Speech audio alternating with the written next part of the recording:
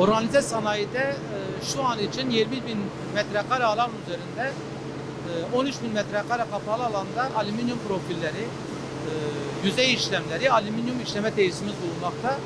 Yapılara, enerjiyle ilgili profillere ağırlıkta çalışmak. Şimdi alüminyum 1980 yıllarından sonra Türkiye'de üretilmeye başlandı. Birincisi alüminyumun çeliğe direkt bir bağlantısı var. Çünkü çelik kalıp yardımıyla üretilen bir malzeme. Çeliği işlemek zor olduğu için 80'lerden sonra 2000 yıllarına kadar Türkiye'de 4 tane alüminyum, 5 tane alüminyum firması varken bugün baktığımızda 700-800 tane alüminyum ekstrüzyon firmaları var. Çeliği kolay işleyen teknolojinin Türkiye'ye gelmesiyle beraber alüminyum Türkiye'de daha hızlı kullanılmaya, hızlı üretilmeye başlandı. Alüminyumun hafif olması, çok düşük derecelerde eritilip yeniden dönüştürülmesinden dolayı dünyada alüminyumun kullanımı başta Çin, Hindistan, Avrupa ve Türkiye gibi çok daha kullanılmaya başlandı. İleriki yıllarda Türkiye'de şu an kişi başına düşen alüminyum kullanımı kilogram başına 18-20 iken dünyada ya da örneğin Avrupa'da bu kişi başına düşen 49-50 kilolarda. Türkiye bu ürünü ileriki seviyelerde çok daha farklı alanlarda, çok farklı sektörlerde kullanacağını düşünüyorum ve bu gibi tesislere Türkiye gibi gelişen ülkeler için ihtiyaç duyacağını. Alüminyum, boksit genellikle yurt dışından gelen bir ürün. Yani yarı mamulü %90'ını dünyanın değişik ülkelerinden ihraç ediyor. Bunun da gene en büyük pazarı Çin, Hindistan ve Rusya. Türkiye'de geri dönüşüm tesisleri var, yeterli değil. Bölgemizde bilhassa Diyarbakır gibi coğrafyada ihtiyaç duyulan bir şey.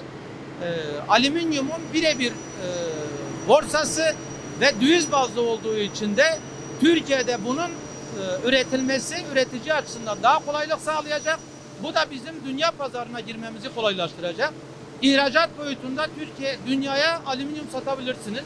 Nakliye nalbur sıkıntısı olmayan bir ürün. Kilogram bazında kurtarabilecek bir ürün.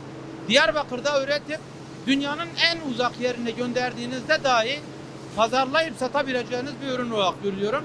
Sektör olarak birçok sektöre hizmet verebiliyorsunuz. Biz yapı sektöründe ağırlıktayız. Bunu enerji sektörü, otomotiv sektörü, bilişim, soğuk, buzdolabı gibi birçok sektörde kullanabileceğinizi söylemenizi istiyorum. Tabii ihracat için yurt dışı fuarlarına katılmak, yurt dışında birebir mağazalar ya da satış ofisleri açmak bu işin en doğru yolu.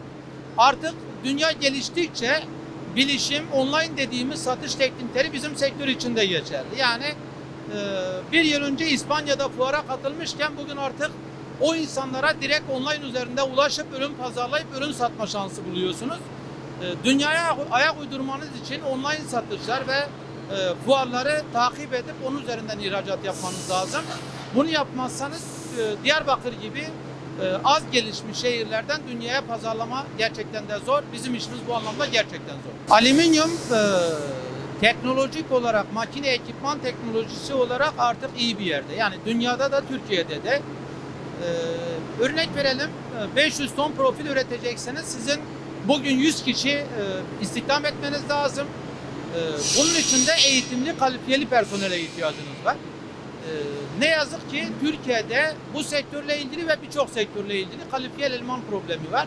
Bunun için de meslek okullarıyla birebir çalışılması ve onlardan destek alması gerekiyor.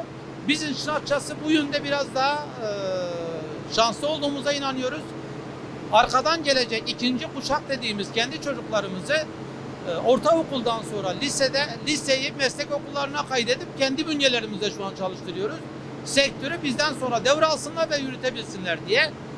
Devletin burada yapacağı en önemli şey gerçekten de devlet okullarının bu tür ağır sanayi, ağır sektörde profil, çelik, mobilya gibi sektörler için alt eleman yetiştirmesi gerekiyor. Bunun için yapılıyor mu? Yapılıyor ama yeterli görmüyorum. Bunun üzerinde özellikle düşünülmesi gerekiyor.